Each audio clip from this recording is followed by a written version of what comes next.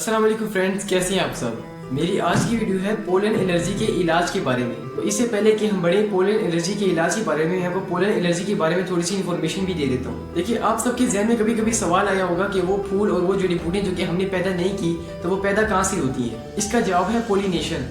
और पोलिनेशन एक ऐसा कुदरती अमल होता है कि जिसके अंदर जो फूल होते हैं, जड़ी बूटियाँ होती हैं, इनके जो छोटी छोटी बीज होते हैं जो कि ज़रा की फॉर्म में होती हैं, उनको हम देख भी नहीं सकते, वो हवा के जरिए एक जगह से दूसरी जगह पर पहुंचती है। अगर हवा का बहाव तेज हो तो फिर ये बाज़ औक़ात कई किलोमीटर भी ट्रैवल कर जाती है। तो फिर हमें पोलन एलर्जी क्यों होती है। देखिए, जैसे कि हम सब जानते हैं कि तमाम इंसान बराबर नहीं होते। इसी तरह कुछ लोग होती हैं जिनकी क़ुव्वत मुदाफ़ियत मजबूत होती है और कुछ लोग होते हैं जिनकी क़ुव्वत मुदाफ़ियत कमज़ोर होती है। तो जिन लोगों की क़ुव्वत मुदाफ़ियत कमज़ोर होती है उनको जो पोलन एलर्जी होती है बहुत ही जल्दी हो सकती है। आपको रेफरेंस के तौर पे बता दूं कि क़ुव्वत मुदाफ़ियत जो होती है वो होती है इंसान के जिस्म के अंदर जो जरासीम होती हैं और बाकी जो हार्मफुल चीज़ें होती हैं उन सब से लड़ने के लिए जो ताकत होती है उसको क़ुव्वत मुदाफ़ियत कहा जाता है। और पाकिस्तान में इस वक्त सबसे ज़्यादा जो पोलन एलर्जी का मसला होता है वो है रावलपिंडी और इस्लामाबाद के एरिया के अंदर, क्योंकि इन एरियाज़ के अंदर जो जड़ी बूटियाँ होती हैं और जो फूल होती हैं ये बहुत ही ज़्यादा तादाद के अंदर मौजूद होती है। लिहाजा मैं आज आपके लिए दो ऐसी रेमेडियाँ लाया हूँ जिनके जरिए आप पोलन एलर्जी का इलाज कर सकती है। अच्छा, जो रेमेडीज़ हैं उनकी वर्किंग भी डिफरेंट है। जैसे कि जो मैं आपको पहली रेमेडी दिखाऊंगा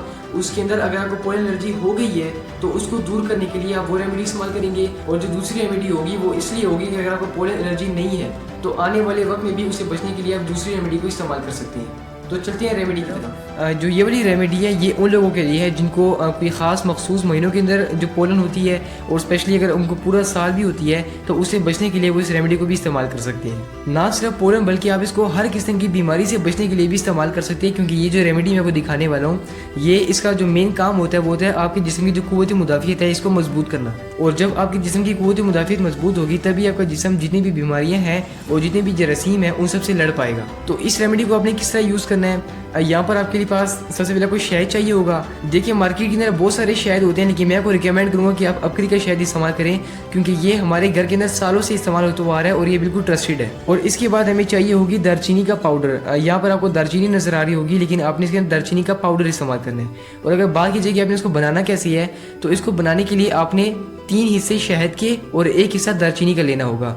3 हिस्से शहद और 1 हिस्से दालचीनी से मुराद है कि अगर आप यहाँ पर ये चम्मच देख रही हैं तो आपने 1 चम्मच शहद लेना है और उसके बाद 1/4 चम्मच आपने दालचीनी का पाउडर लेना है। इन दोनों को आपने अच्छे से मिक्स करना है। जब आप इन दोनों को अच्छे से मिक्स कर लेंगे फिर आपने इसको खा लेना है। इसकी खुराक दिन में 1 बार है, यानी कि आपने दिन में 1 बार इसको खाना है, और इसका आपको इतना ज़्यादा फ़ायदा मिलेगा, आपकी जितनी भी इम्यूनिटी होगी वो आहिस्ता आहिस्ता मजबूत होती जाएगी। ना सिर्फ पोलन बल्कि आपका जिस्म जो होगा वो हर किस्म की बीमारी से लड़ने के लिए बिल्कुल तैयार हो जाएगा। और सबसे मज़े की बात कि अगर आपको पोलन एलर्जी ख़ास मखसूस महीने के अंदर होती है तो फिर आप क्या करें कि जो ये रेमेडी मैंने आपको दिखाई है आप इसको पोलन की महीने के स्टार्ट होने से 1 महीना पहले आप इसको खाना शुरू कर दें, तो इंशाल्लाह जो आपका जिस्म होगा वो पोलन की एलर्जी का मुकाबला करने के लिए मुकम्मल तौर पे तैयार हो जाएगा। अच्छा, पोलन एलर्जी को दूर करने के लिए उसकी जो रेमेडी है वो सबसे पहली रेमेडी यहाँ पर है। यहाँ पर मैं लूँगा 1 गिलास पानी और आपके सामने इसको मैं देगची के अंदर डाल देता हूँ। और इसके बाद यहाँ पर आप देखें ये है 1/4 टीस्पून अजवाइन, इसको मैं इसके अंदर डाल लेता हूँ। इसके बाद यहाँ पर है 2 लौंग की पीसीस, इसको भी इसके अंदर डाल देता हूँ।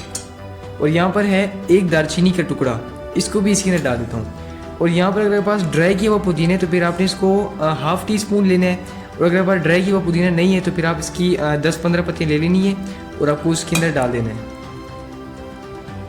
अच्छा, अब यहाँ पर जितने भी इंग्रेडिएंट हैं वो सारे हमने इसके अंदर डाल दिए हैं। अब हमने इसको हल्की आंच के अंदर, क्योंकि ये 1 गिलास पानी है तो हमने इसको हल्की आंच पर इतना उबालना है कि 1 गिलास आधा गिलास हो जाए। हल्की आंच पर उबालने का एक फ़ायदा भी होता है, वो ये होता है कि जितना भी अर्क होता है इन तमाम चीज़ों का वो सारा बाहर निकल आता है और पानी के साथ मिक्स हो जाता है। तो अब मैं क्या करता हूँ कि मैं इसको उबाल लेता हूँ। जी, तो फ्रेंड हमारा कहवा था वो पहले 1 गिलास, अभी आप देख लें ये भी आधा गिलास हो गया है। आपने इसको 10 से लेकर 15 दिन तक आपने इसको लाजमी पीना है ताकि आपको इसका भरपूर बेनिफिट मिल सके। अगर बात करें कि हमने इसको इस्तेमाल कैसे करना है, तो इसको इस्तेमाल करने के लिए आपने इसको सुबह नाश्ते के 1 घंटे बाद आपने इसको पीना है, और आपने रात को खाना खाने के बाद आपने इसको दोबारा 1 घंटे बाद पीना है। अगर आपको पोलन एलर्जी बहुत ही ज़्यादा है तो फिर आप इसको दिन में 3 मरतबा भी पी सकती हैं, यानी कि जब आप दिन में 3 मरतबा खाना खाएंगे तो हर खाने के 1 घंटे बाद आपने इसको पी लेना। और यकीनन इंशाल्लाह आपको फ़ायदा ज़रूर मिलेगा, आपकी डॉक्टर की जितनी भी फीसें होंगी वो सारी बच जाएंगी।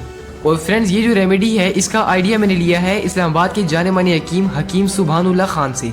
अगर आपको इससे फ़ायदा होता है तो मुझे दुआ देने के साथ साथ उनको भी दुआ ज़रूर दीजिएगा, क्योंकि इसका जो मेन आइडिया था वो था ही उनका। मेरी आज की वीडियो यहीं भी मुकम्मल होती है, तब तक के लिए मुझे इजाज़त दीजिएगा। अल्लाह हाफिज़।